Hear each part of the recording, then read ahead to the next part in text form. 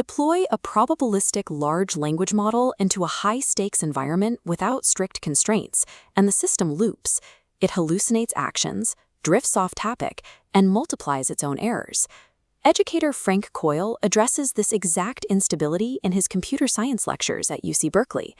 His proposed engineering fix relies on a concept with deep philosophical roots, the ontology.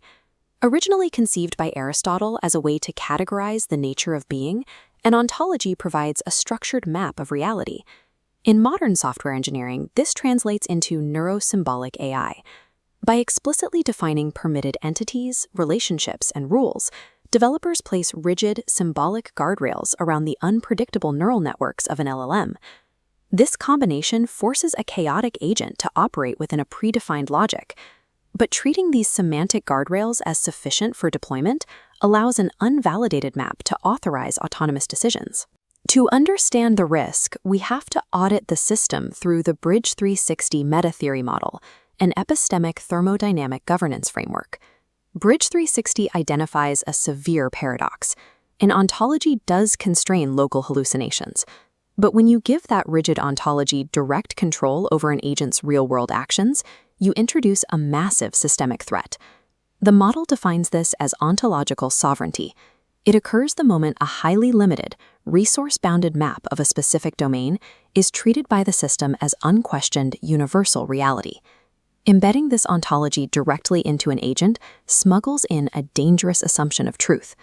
The system bypasses standard validation, dictating what counts as evidence, what counts as an anomaly, and what is a legitimate response. By attempting to eliminate AI hallucination through these rigid, unyielding categories, engineers inadvertently grant the system unchecked authority to execute institutional actions based on a flawed, incomplete map.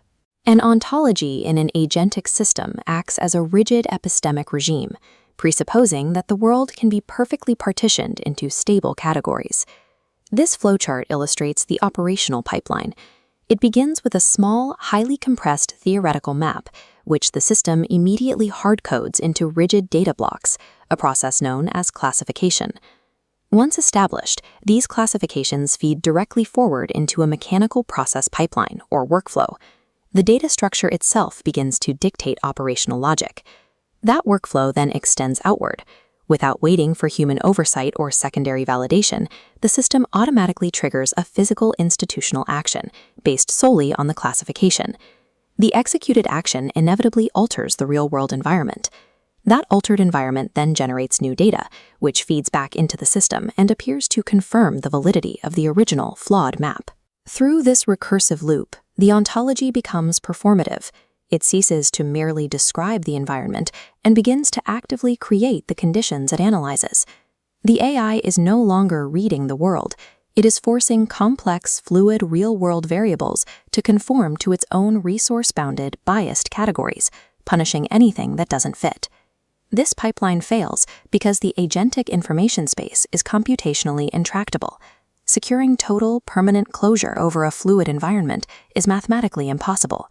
We can prove this limit starting with Kurt Gödel's first incompleteness theorem. Gödel demonstrated that no sufficiently complex formal system can fully certify its own truths entirely from the inside. An enterprise ontology, no matter how detailed, will always encounter edge cases and anomalies it cannot resolve using its own internal logic. Alan Turing's halting problem introduces the next impenetrable structural barrier for these systems. Turing proved there is no general algorithmic procedure capable of predicting every downstream behavior of a complex system. Once an agent interacts with a live, reacting environment, its recursive actions cannot be entirely mapped in advance. Finally, W.V.O. Quine's underdetermination thesis establishes that any given set of evidence can support multiple conflicting ontologies. The chosen map is therefore always a paradigm choice or a political decision rather than an objective truth. Because of these absolute mathematical and philosophical limits, building a globally reliable, permanently action-authorizing ontology is structurally impossible.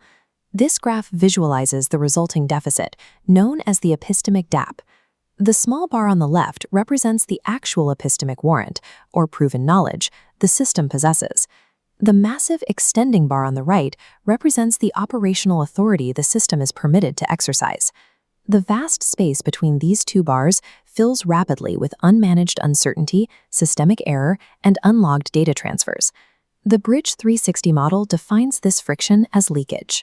When this unmanaged uncertainty accumulates and reaches critical mass, the system triggers what is known as an entropic blowout.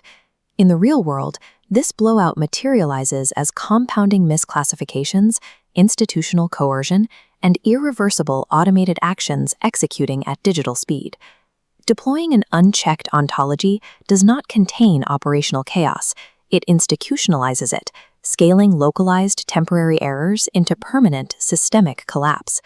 This theoretical danger is actively deployed today. Palantir exemplifies the precise class of ontology-based operational systems utilized in critical government and military contexts. Under CEO Alex Karp, Palantir explicitly focuses on connecting software architecture directly to the exertion of state hard power. This architecture is heavily influenced by co-founder Peter Thiel's philosophy, which champions structural dominance and the deliberate suppression of competitive variance. Palantir's leverage stems from its ability to unify fragmented data into a central enterprise ontology, connect that data to AI logic, and securely write automated decisions back into live operational systems. This architecture represents the exact threat the Bridge360 model identifies. It transforms a selected, inherently biased conceptual map into an executable command surface for institutional and military action. Palantir grants its ontology absolute operational sovereignty before ever proving that the system can survive an entropic blowout. Probabilistic agentic systems do require explicit conceptual boundaries to function safely, but those boundaries cannot be treated as ultimate institutional authorities. The solution is a higher-order architecture called ontology governance, a framework that dictates exactly when, how, and if an ontology is allowed to guide action. The agent's ontology is surrounded by the Bridge360 meta-governance perimeter. Data hits bully gates.